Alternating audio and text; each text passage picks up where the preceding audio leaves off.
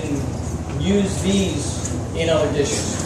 My third dish, I'm going to just kind of compose a dish. But the first dish, and we have beautiful mushrooms here. These are gorgeous. We're going to use some portobellos. I've used these for years. Love these mushrooms. This is a big, steaky mushroom. And what I'm going to do with it is I'm going to try and bring out more of that steaky texture and flavor. A lot of these mushrooms we now refer to as having umami, which is the fifth taste. It's a Japanese term, but we use it a lot now. And mushrooms, especially like with a big steaky one like this, I'm going to try and bring out that umami flavor even more. I'm also going to use my takis later. That's got that real big umami flavor. So it's umami. So by roasting it, I'm going to try and get it to be more soft in texture, palatable, and have that big, bold flavor to it. And it's going to look like a piece of steak almost after it's done. And I'm going to just simply roast it, but I'm going to clean it up, and I'm going to add some flavor to it. Right now, I'm going to gill it. Can you see what I'm doing here?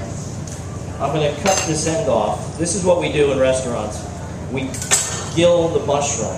So I just take a spoon and I take this out. The reason I do this is that when these cook, these gills get really dark, and they can kind of color the rest of the dish and turn it really dark. So we're just doing this. All right, right here.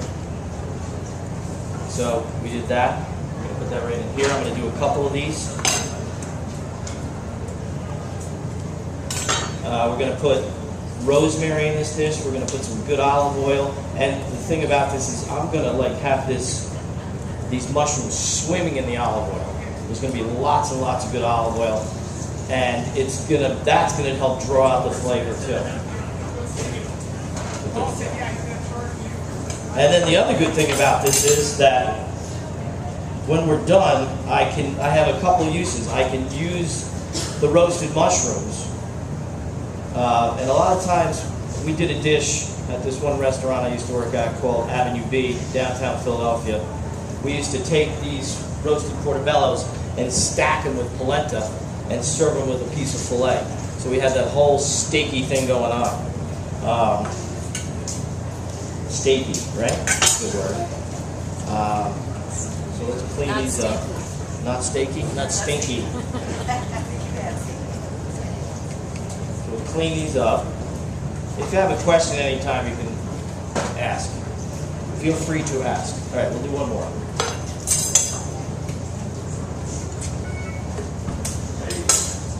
So we take the gill. It's very easy to take these gills right off.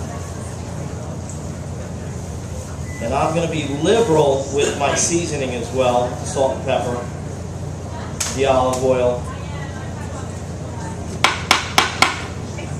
All right. Let's get rid of this. We could have used that. I hate to throw anything away, but since I'm demoing, I would have used all that to make my mushroom soup. So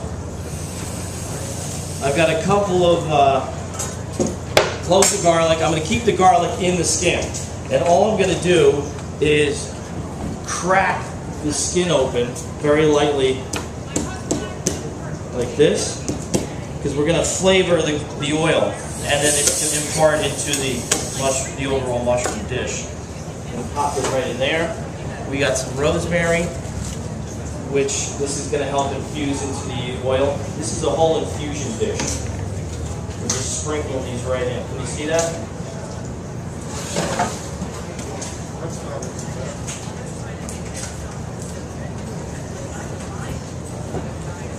One more here. I like to use fresh herbs for as much cooking as possible. Good fresh flavor. All right, so olive oil. Lots of olive oil.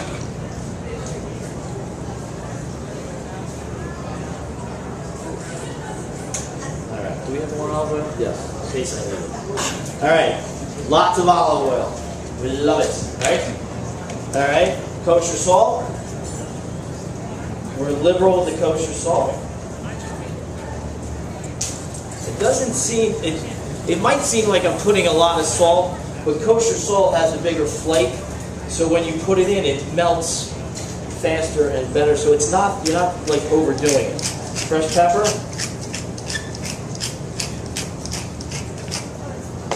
And then what I'm going to do is I'm going to flip these. Where's my pot? I'm just going to get all that olive oil in there. And I'm going to put these in a 400-degree oven, a nice hot oven. I want to really try and get that roast going. The higher the heat, the better. And then it's not going to take long. And you could even put more oil if you wanted to. Because like I said, we'll take this oil and I'll strain it off.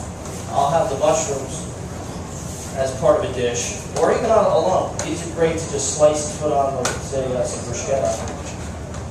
And then you strain the oil, and you got infused rosemary, garlic with a little bit of that umami, portobello flavor, and we use that.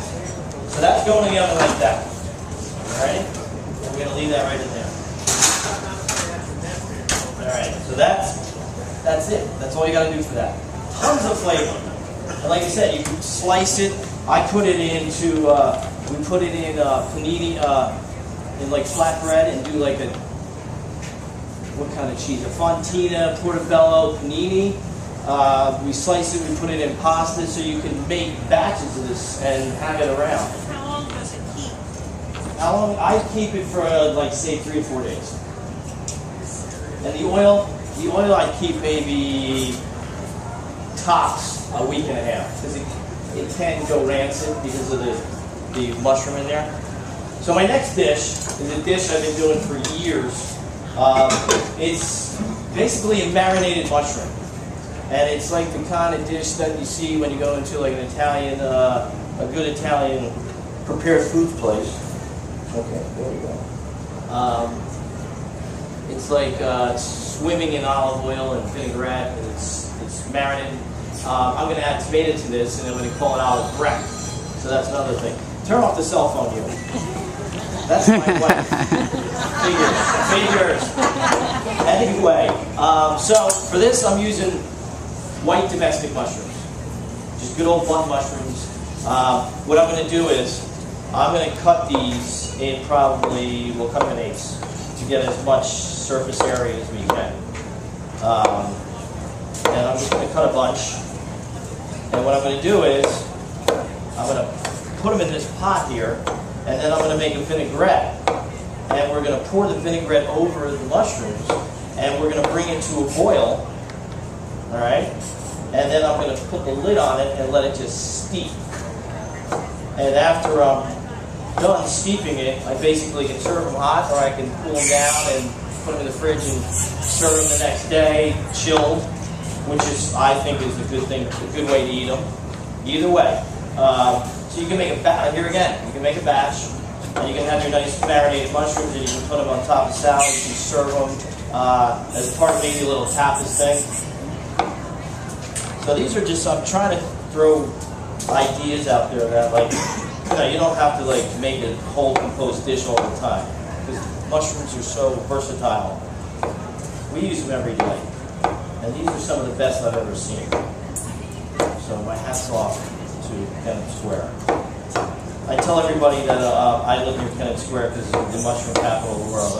I have pride in that when I go up to Jersey and New York, where I'm originally from. So I'm cutting these. You can cut these smaller if you wanted to. If you really wanted to, you could slice them if you wanted that different look or texture. I like to quarter them because then it keeps it keeps them a little bit meaty. They look meaty on the, not steaky. This one's meaty. So